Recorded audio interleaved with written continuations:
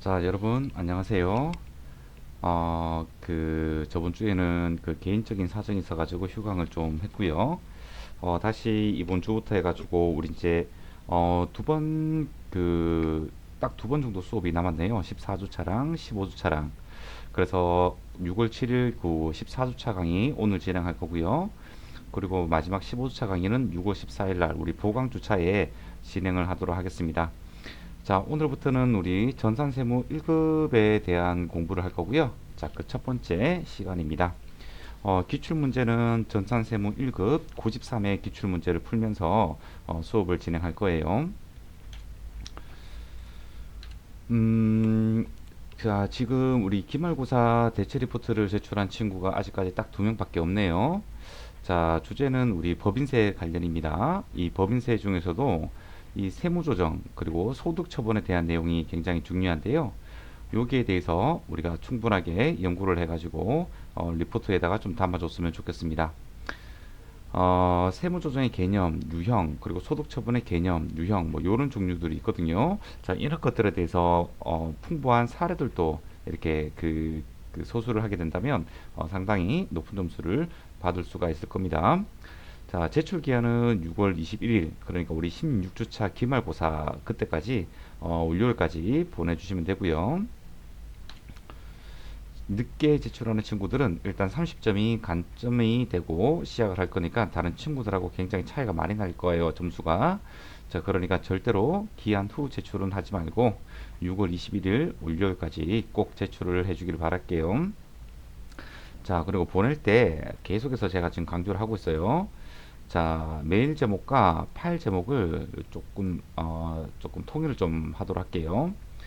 자, 메일 제목에는 자, 기말고사 리포트라고 적어주면 좋겠다. 그죠? 자, 이런 식으로 적어주면 좋아요. 어떻게 해요? 자, 기말고사라고 앞에다가 치고, 그리고 이름, 그리고 학번, 그리고 과목, 요렇게 메일 제목과 파일 제목을 이렇게 조금 갖추어 달라는 말입니다. 아셨죠? 요렇게.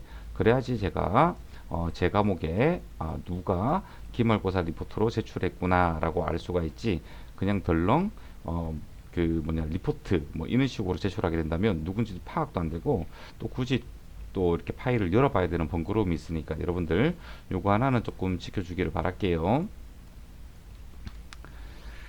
자, 우리 전산세무 1급은 문제가 이렇게 구성이 되어 있습니다. 총 크게 5문제로 구성이 되어 있어요. 자, 문제 1번은 우리 회계 처리 문제입니다. 자, 이 회계 처리 문제에서는 우리 일반 존표와 메인 매출 존표 입력하는 문제가 나오는데요. 한 4문제 정도밖에 출제가 되지 않습니다. 굉장히 적죠? 자, 배점은 12점으로 되어 있어요. 배점은. 두 번째 문제는 이제 부가가치세 문제예요. 자, 이 부가가치세 문제는 우리 전산세무 2급에서도 공부했었죠. 자, 부가가치세 신고서도 작성해보고 부속서류도 작성을 해보는 것들입니다. 세무 2급에서 충분하게 공부를 한 친구들은요, 우리 세무 1급에서 부가가치세 문제를 풀 때 굉장히 조금 편하게 조금 풀 수가 있을 겁니다. 자, 문제 3번은 결산입니다. 이 결산은 등급에 따라서 안 나오는 경우가 없죠. 자, 결산 회계 처리 관련된 겁니다. 4문제 정도가 나오고 8점입니다. 다른 등급 시험하고 동일합니다. 자, 부가가치에서도 마찬가지죠. 네, 2문제에 10점. 그죠? 자, 원천징수입니다. 자, 전산세무 2급 공부를 하면서 우리 함께 원천징수 문제에 대해서 공부를 했어요. 자, 어떻게 연말정산을 하고 어떻게 급여 자료를 입력하고, 그리고 원천징수 이행상 신고서는 어떻게 작성하는지 우리 다 같이 살펴보았습니다. 자, 이 그 소득세 문제 같은 경우에도 2문제가 나오고요. 그리고 2문제가 나오고 10점으로 배점이 되어 있습니다. 자, 문제 5번은 우리 법인 세무 조정입니다. 자, 사실 전산세무 1급은 이것 때문에 공부하는 거나 마찬가지입니다. 자, 이 법인 세무 조정은 우리 세무조정 관련된 서식을 작성하는 건데요. 총 배점이 30점입니다. 30점. 자, 따라서 이 법인세 세무조정 문제를 풀지 못한다면 절대로 다른 쪽에서 만점 받는다 하더라도 조금 힘들어요. 어, 아이고, 그렇구나. 그 우리가 이론 다 맞고 그리고 여기까지 원천징수까지 모두 다 70점이잖아요. 이 70점을 모두 다 깔끔하게 맞는다는 것은 조금 힘듭니다. 자, 따라서 이 법인 세무조정에서는 총 5문제가 나오거든요. 자, 이제껏 우리가 공부했던 내용들로 이론 문제도 우리가 10문제 이상 맞추고 그리고 이런 회계처리, 부가가치세, 결산, 원천징수 이런 문제에 대해서는요. 약 90% 이상은 맞출 수가 있어야 됩니다. 왜냐하면 그만큼 또 난이도가 높지는 않기 때문에 그래요. 이 법인 이 법인 세무 조정은 여러분들이 조금 익숙치 않아 가지고 굉장히 어렵게 조금 느낄 수도 있는 그러한 문제이기 때문에 반드시 공부를 하셔야 됩니다. 자, 그래서 그 다른 학원이나 이런 거 보면 전산세무 1급은 그냥 법인세만 가르쳐 주는 것도 많아요. 네, 그만큼 법인세가 어렵기도 하고 양도 많고 그런 겁니다. 저랑 2주에 걸쳐 가지고 한 총 6시간 정도 공부를 하잖아요. 법인 세무 조정을 완벽하게 하지는 못하지만 제가 어느 정도 개념은 좀 잡을 수 있도록 수업을 좀 진행하도록 할게요. 자, 법인 세무 조정을 빼놓고는 절대로 전산 세무 1급을 합격하지 못합니다. 자, 그리고 뭐 재경 관리사라든가 이런 자격증도 있잖아요. 취득하기가 많이 힘들어요. 자, 그렇다면 우리가 어떻게 준비를 할 것인가? 자, 문제 1번 같은 경우에는 우리 회계 처리 문제에 해당이 됩니다. 그죠? 하지만 다른 이제 세무 1급이라는 등급에 맞게 조금 더 난이도가 있는 회계 처리 문제가 출제가 되고 있습니다. 뭐 난이도가 있다고 해서 뭐 엄청나게 그 난이도가 있느냐 또 그렇지는 않아요. 근데 슬쩍 조금 더 그 난이도가 있는 거예요. 연습을 충분하게 하다 보면 자 이런 것들도 여러분들 무난하게 풀 수가 있을 겁니다. 자, 그리고 특이한 게 이제 일반 존표 입력이랑 메인 매출 존표 입력. 자, 여러분들 이거 두 가지 구분할 줄 알죠? 부가세와 관련이 돼 있으면 메인 매출 존표, 부가세와 관련이 없으면 일반 존표라는 것을 여러분들은 알고 있습니다. 자, 하지만 우리가 전산세무 2급까지는 어떻게 돼 있었냐? 일반 존표 문제가 따로 있었고 메인 매출 존표 입력 문제가 따로 있었잖아요. 그런데 전산세무 1급에서는 그걸 구분하지 않습니다. 여러분들이 보고 그 사항에 맞춰 가지고 일반 존표에 입력을 하고 그리고 메인 매출 존표에 입력을 하고 자, 그러한 형식으로 되어 있습니다. 여러분들한테 가르쳐 주지 않으니까 여러분들이 스스로 판단을 해서 입력을 하는 회계 처리 문제로 되어 있습니다. 자, 그리고 문제 2번입니다. 자, 문제 2번은 우리 부가가치세 문제에 해당이 되죠. 이 부가치세 그 문제에서도 전산세무 이것보다는 난이도가 있습니다. 그리고 우리가 어떤 그 뭐 예정신고 그리고 확정신고 그리고 수정신고 이런 개념들이 있는데요. 수정신고까지 나올 그 문제가 출제가 되고 있는 거예요.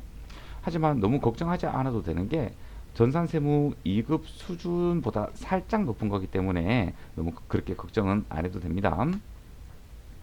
자, 문제 3번입니다. 자, 문제 3번은 결산과 관련된 문제인데요.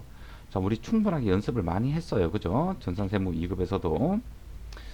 그렇기에 너무 어떤 특별한 뭐 어떤 그런 타기보다는 여러분들이 결산 내용을 넓은 영역에서 조금 풍부하게 알고 있으면 우리가 그 문제를 풀 수 있고요. 조금 특이한 게 있는데요.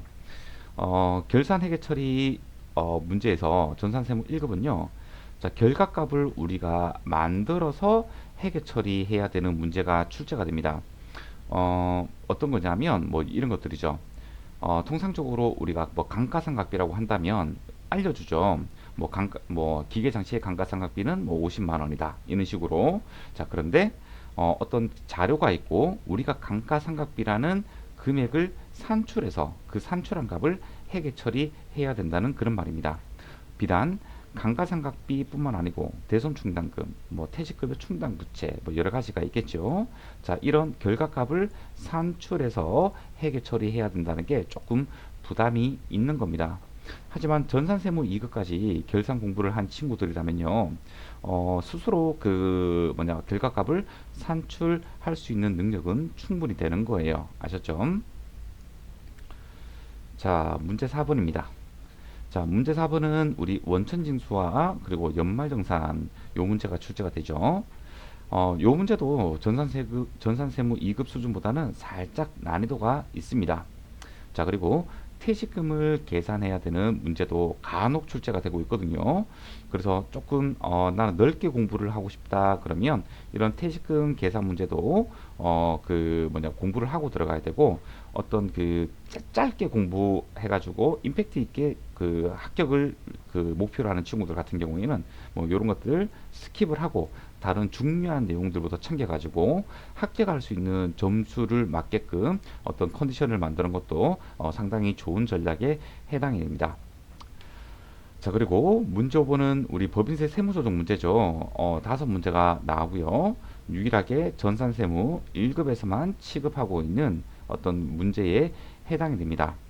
자, 이 또한 서식을 작성을 하는 것이기 때문에 문제에서 제시된 정보를 충분하게 서식에 담아내려고 하는 노력을 하시면 된다는 겁니다. 자, 그런데 우리가 무턱대고 문제에서 제시된 정보를 집어넣기만 하는 게 아니라 우리가 판단을 해줘야 됩니다. 이 값을 그냥 있는 정보인지, 안 그러면 어떤 판단을 해서 배제를 한다거나 또는 한도 계산을 해야 된다든가, 이런 그 문제에서 제시된 정보를 보고 우리가 검토를 하고 판단을 내려야 되거든요. 자, 이때 우리가 법인세와 관련된 이론 부분을 우리가 공부를 해놓지 않는다면 그런 검토나 판단을 할 수가 없겠죠.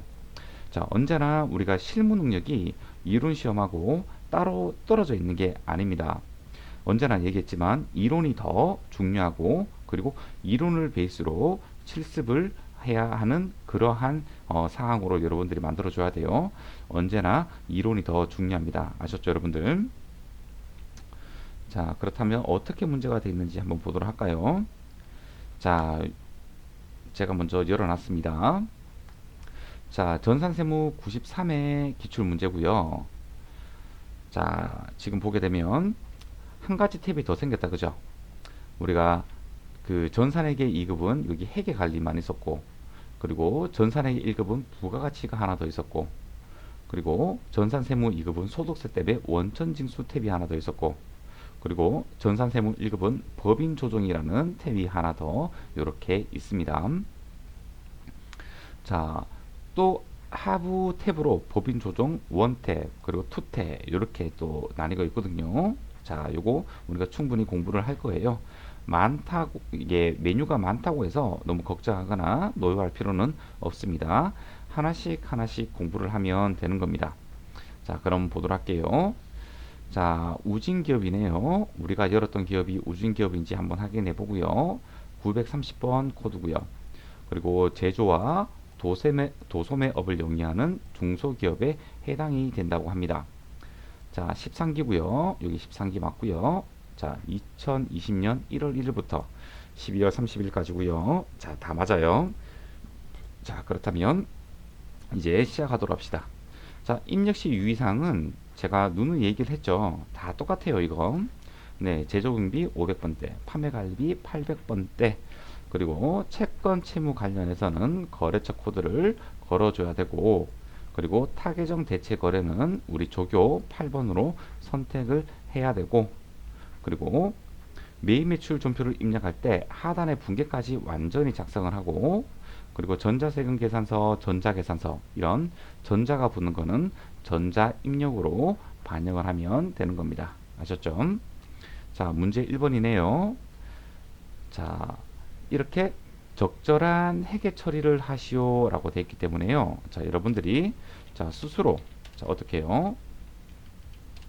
자, 일반 존표에서 입력을 해야 되는지, 또는 자, 매입 매출 존표에서 입력을 해야 되는지 여러분들 스스로 판단을 해줘야 됩니다. 자, 회계 관리에 가면 일반 존표, 매입 매출 존표 요 두 가지가 있잖아요. 자, 문제가 어떻게 되어 있나요? 자, 1번 문제네요. 자, 1월 2일 날에 자, 판매 부서는 다음과 같이 보험료로 250만 원을 보통 예금으로 납부를 하였대요. 자, 이 문장을 보면서 아하, 그렇구나. 자, 대변에 보통 예금이 납부가 되었기 때문에 보통 예금이 감소했습니다. 자, 대변에 보통 예금이 감소를 해야 되겠다. 그죠? 얼마 감소하나요? 250만 원이 감소가 되고요.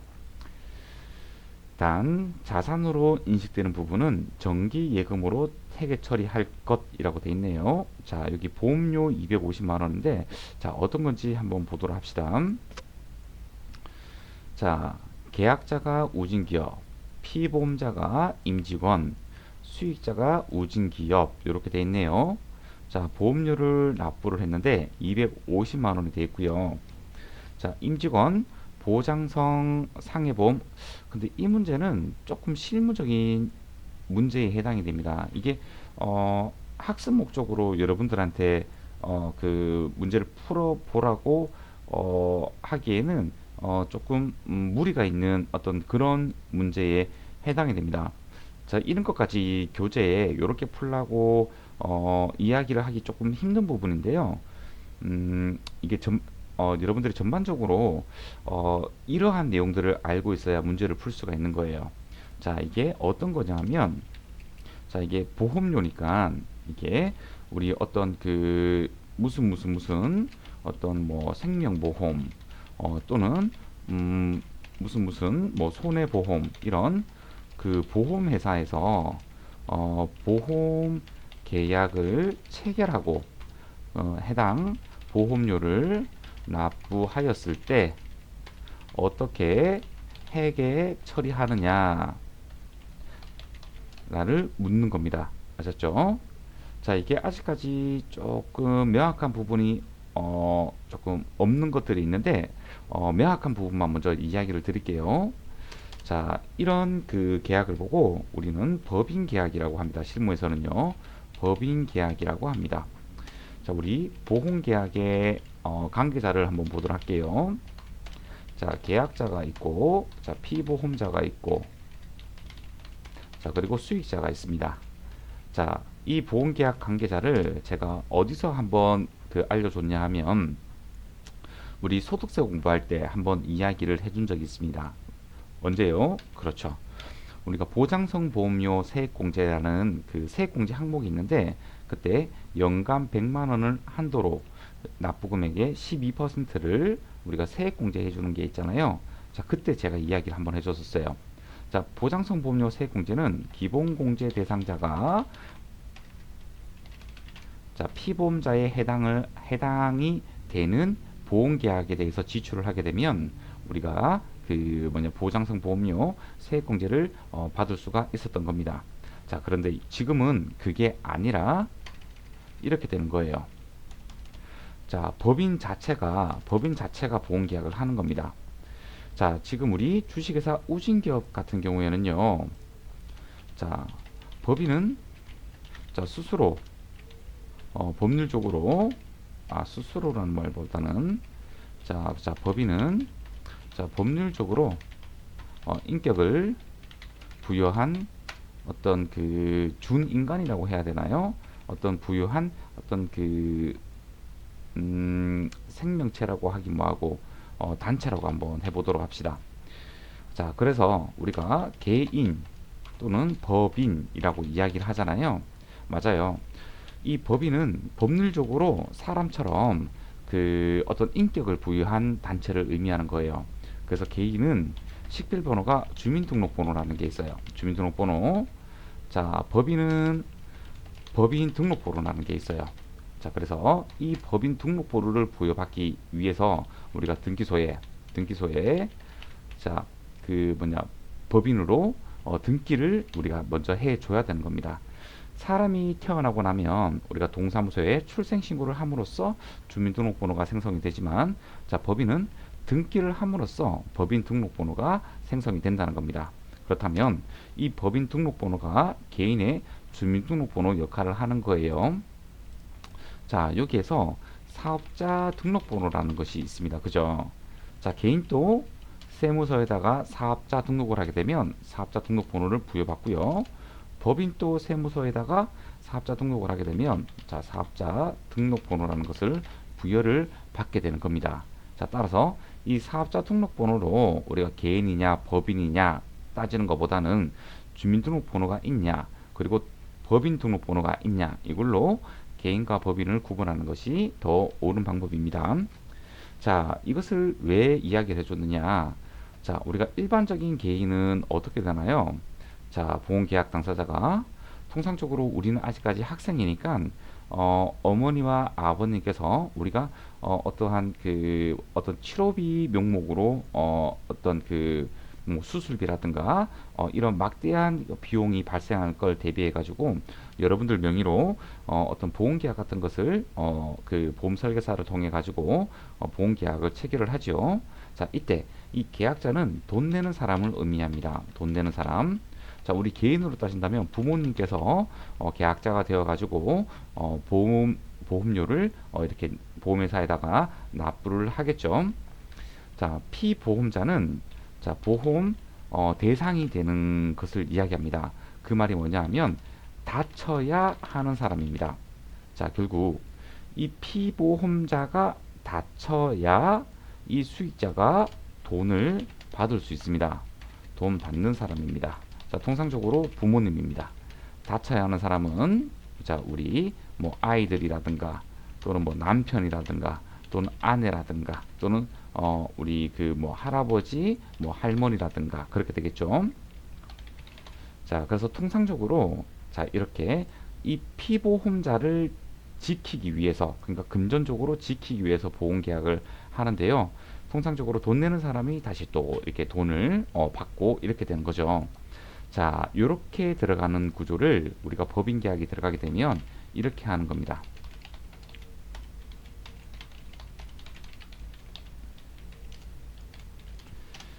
자, 이 계약자가 이제 법인이 되는 겁니다. 법인.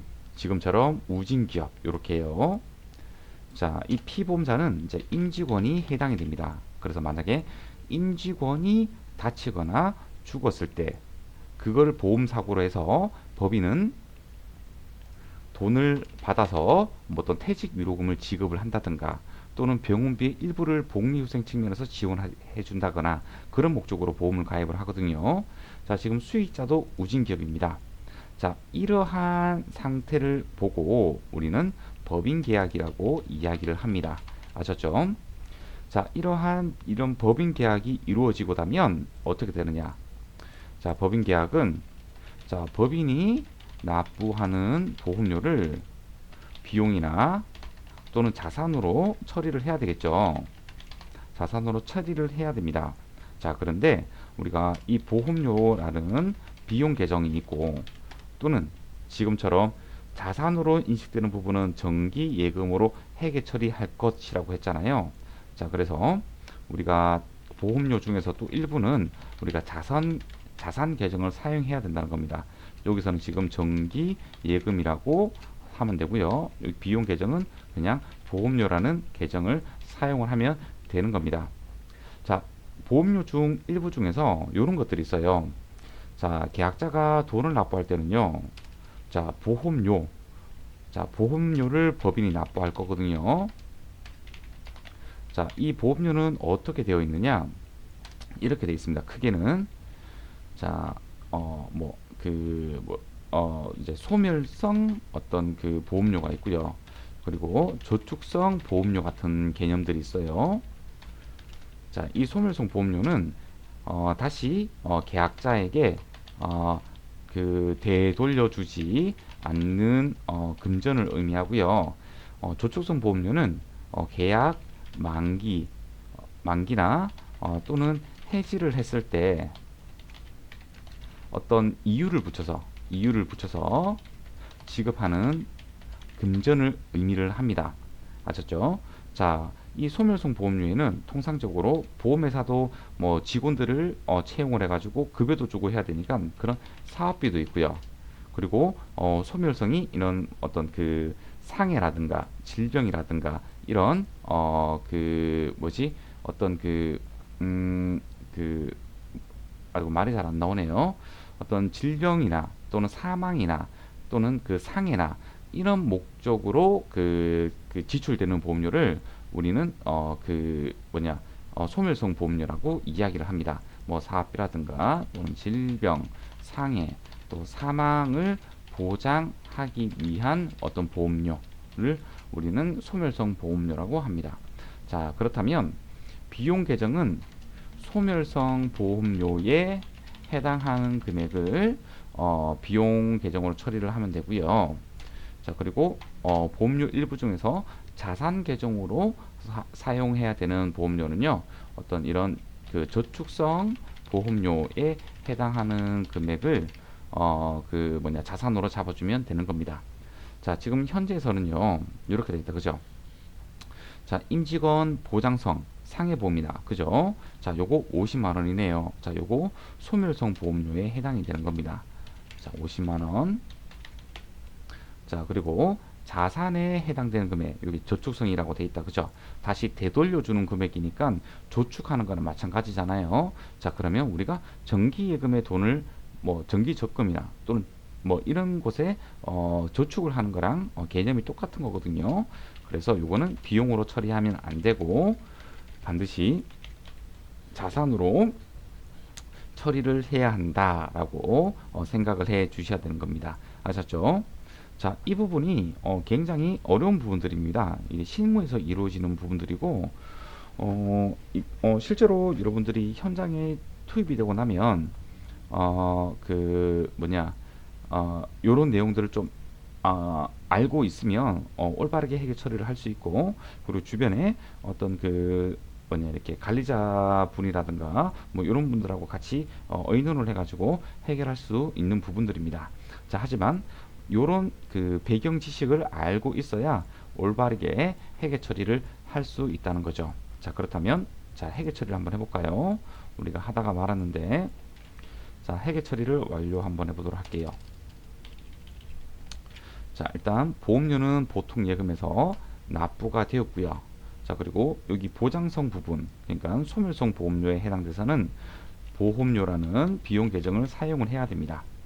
자, 판매 부서에서 발생한 임직원들을 대상으로 하는 거기 때문에 어떤 거요? 그렇죠. 판관비에 해당하는 제조경비가 아닌 판관비에 해당하는 우리 그 보험료를 적어주면 되겠다. 그죠? 50만 원 이렇게요. 자, 그리고 이 저축성에 해당하는 보험료는요, 우리가 정기예금으로 처리하라고 돼 있네요.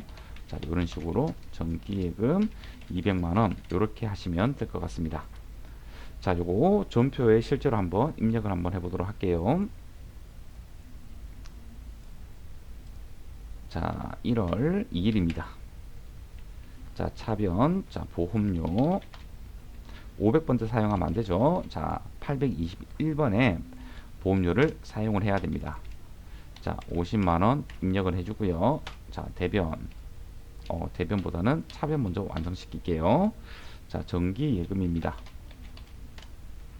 자, 정기예금이 200만 원이 있고요.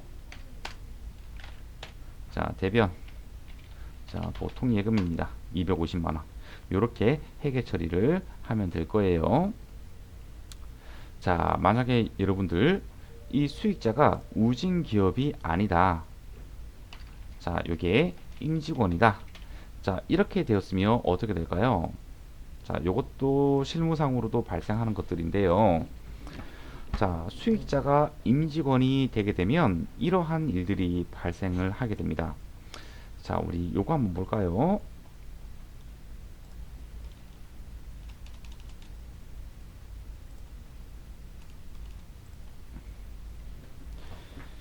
자, 계약자가 있고, 자, 보험회사가 이렇게 있고요.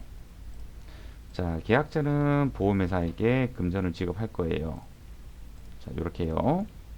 자, 그런데 법인이 납부하고 보험회사로부터 보험사고가 발생하게 되면 자, 법인이 수치를 한다고 한번 해봐요. 요렇게. 자, 요렇게 아이고. 자, 요렇게 된다고 생각을 한번 해봅시다. 자, 자기가 납부하고 자기가 받은 거기 때문에 자기의 비용과 자산으로 처리를 해야 되는 겁니다. 아셨죠? 자, 그런데 반대로 이러한 상태는 어떨까요? 자, 법인이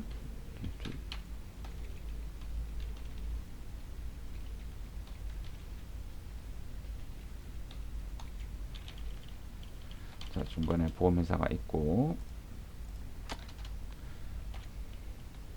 자, 이번에도 법인이 납부를 했습니다.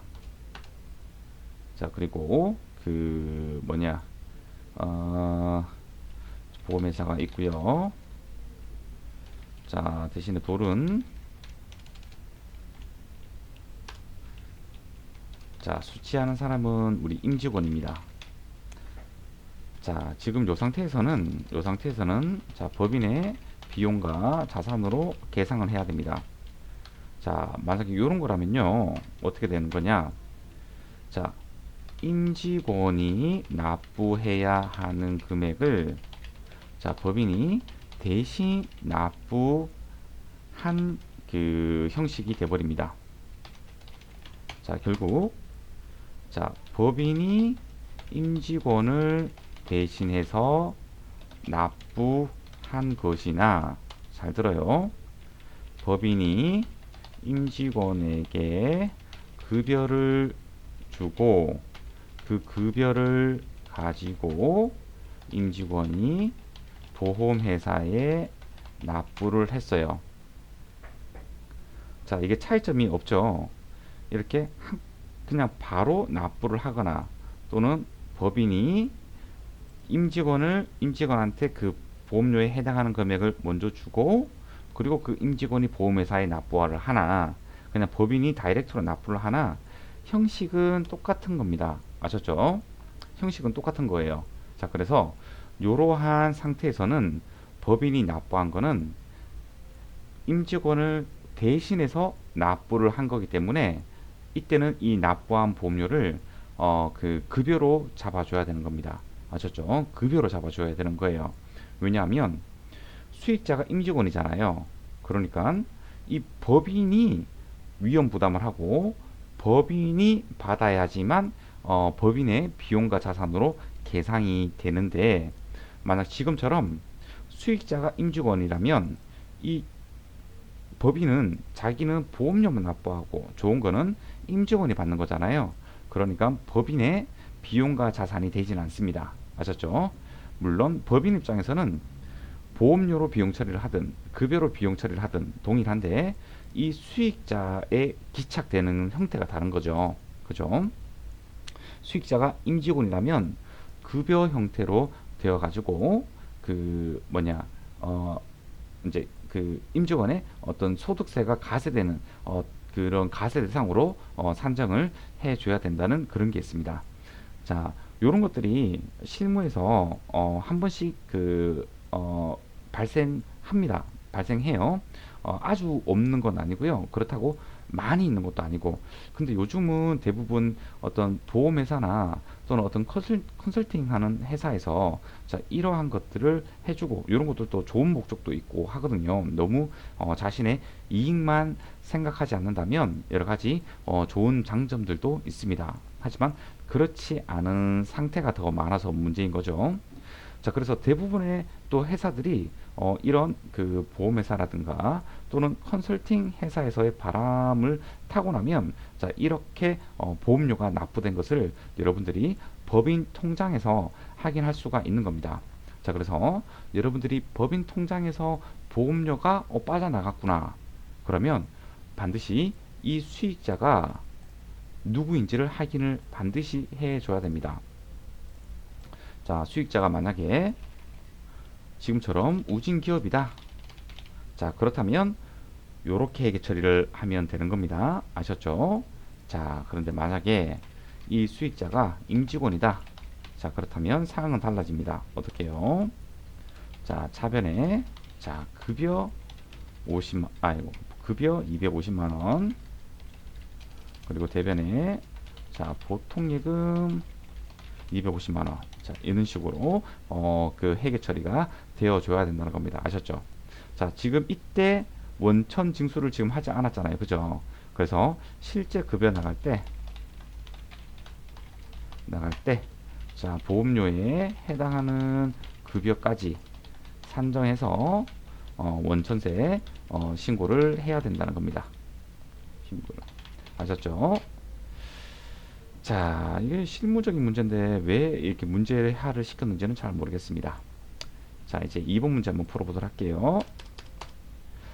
아이고. 자, 2번 문제는 잠깐 쉬었다가 2교시 때 또 설명을 이어서 하도록 하겠습니다.